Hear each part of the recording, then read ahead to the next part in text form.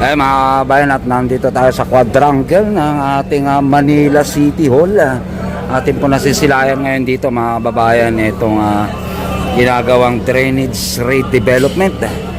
Kasi nung nakaraang taon at nung mga nagdaang administrasyon or yung bago na pag-upo ulit ng ating mahal na Yormisco ay pinasok ng tubig ang opisina, lalong-lalo na sa ground floor ng ating Manila City Hall mga kababayan. Dito sa may walkway, may mga preview tayo dyan na video na ipapakita na pumasok ang tubig. Rin po ng baha ang Manila City Hall dahil sa malakas na pag-ulan.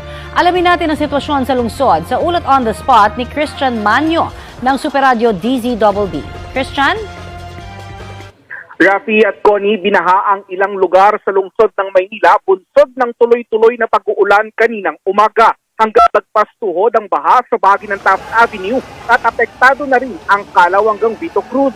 Sa video na ibinahagi ng Manila Public Information Office, bumaha na rin sa bahagi ng Manila City Hall.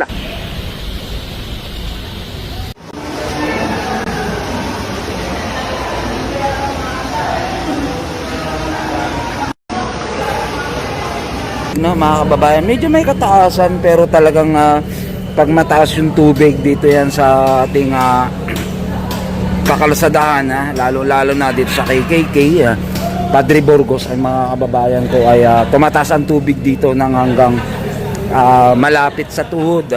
Kaya ito po yung action na ginagawa ng ating lungsod ng Maynila.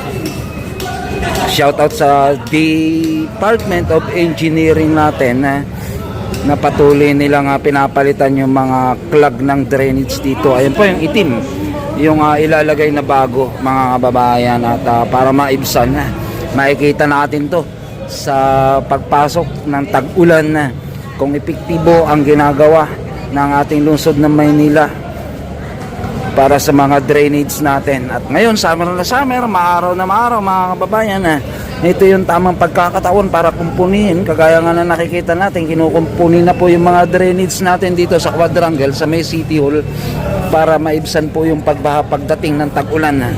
Cross line, pa-vlog lang ako mga boss. Pa-vlog lang sir, sandali lang Ayun mga kababayan, eto, paikot hanggang doon, Lagusan, hanggang dito rin mga kababayan. In connection with piping na naandun na, naka-layout na sa may KKK mga kababayan. Ito na po, may ibsan na po yung pagbaha dito yan sa ating City Hall ng Maynila. Ayan mga kababayan, yung entrance pataas.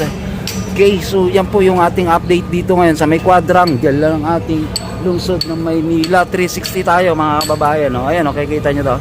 Ayan ang ating clock tower, quadrangle. Diyan dumungaw si Yorme tsaka si Vice G nung pagkapanalo lang nila as mayor ulit ng lungsod Maynila. Ayan mga kababayan, 360.